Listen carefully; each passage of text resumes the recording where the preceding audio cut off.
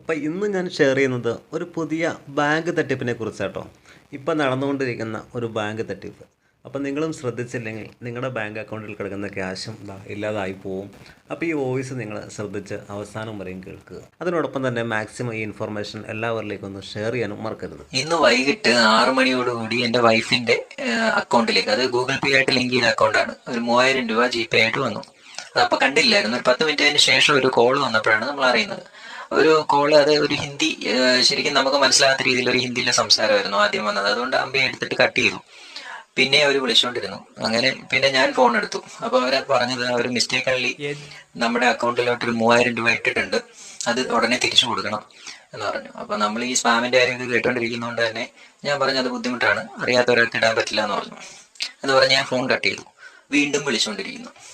പിന്നെ കുറെ തവണയായപ്പോൾ ഞാൻ വീണ്ടും ഫോൺ എടുത്തപ്പോൾ ഉടനെ അയാൾ പറയുന്നത് ഹിന്ദി മാറിയിട്ട് ഇംഗ്ലീഷായി.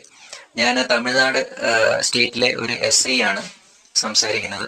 അല്ല, ആദ്യം SI എന്നല്ല പറഞ്ഞത്, ഞാൻ തമിഴ്നാട് സ്റ്റേറ്റ് പോലീസിലെ ഒരാളാണ് സംസാരിക്കുന്നത്. നിങ്ങളുടെ അക്കൗണ്ടിലേക്ക് ഇങ്ങനെ ഒരാളുടെ പേര് പറഞ്ഞിട്ട് അയാളുടെ അക്കൗണ്ടിൽ നിന്ന് 3000 രൂപ വന്നിട്ടുണ്ട്, അത് ഉടനെ തിരിച്ചു കൊടുക്കണം. അപ്പം ഞാനപ്പോൾ ചോദിച്ചു, എന്താണ് നിങ്ങളുടെ റാങ്ക്, എന്താണ് നിങ്ങളുടെ ID എന്ന് ചോദിച്ചു. അപ്പം ഞാൻ SI ആണ്, തമിഴ്നാട് പോലീസിലെ SI ആണ്. ഞാൻ പറഞ്ഞു അങ്ങനെ തിരിച്ചയക്കാൻ പറ്റില്ല, നമുക്ക് അറിയാത്തൊരു അക്കൗണ്ടിലേക്ക് ഇടാൻ പറ്റില്ല എന്ന് പറഞ്ഞ് ഞാൻ വീണ്ടും ഫോൺ കട്ട് ചെയ്തു. ഇതിങ്ങനെ വിളി വന്നുകൊണ്ടിരിക്കുക, ശല്യം പോലെ വന്നുകൊണ്ടിരിക്കുക. ഞാൻ ഇപ്പോൾ നമ്മുടെ സൈബർ നമ്പർ ഉണ്ടല്ലോ 1930, അതിലേക്ക് വിളിച്ചിട്ട് അവരോട് ഈ വിവരം പറഞ്ഞപ്പോൾ അവർ പറഞ്ഞു, ഒരു കാരണവശാലും ആ ഫോൺ അറ്റൻഡ് ചെയ്യുകയും ചെയ്യേണ്ട, പൈസ തിരിച്ചിടുകയും ചെയ്യരുത്, ഇത് ഫിഷിംഗ് ആണ്, നമ്മൾ ഇട്ട് കഴിഞ്ഞാൽ ഉടനെ തന്നെ നമ്മുടെ അക്കൗണ്ടിൽ കിടക്കുന്ന പൈസ മുഴുവൻ അമ്മരെ പൊക്കിക്കൊണ്ടുപോകും. അപ്പോൾ അതോടെ കേട്ടോടുകൂടി പിന്നെ നമ്മൾ ആ ഫോൺ ബ്ലോക്ക് ചെയ്തു. ഉടനെ വാട്സപ്പിലേക്ക് വന്നിരിക്കുന്നു ഒരു ഫോട്ടോ, ഒരു പോലീസുകാരനെ ജീപ്പിൽ ചാരി നിൽക്കുന്ന ഒരു ഫോട്ടോ. ഞാനാണ് ഇപ്പോൾ വിളിച്ചതെന്ന് പറഞ്ഞിട്ട്. ജീപ്പിന്റെ നമ്പറോ അയാളുടെ പേരോ കാര്യങ്ങളോ ഒന്നുമില്ല, ഒരു പോലീസുകാരൻ ജീപ്പിൽ ചാരി നിൽക്കുന്ന ഒരു ഫോട്ടോ.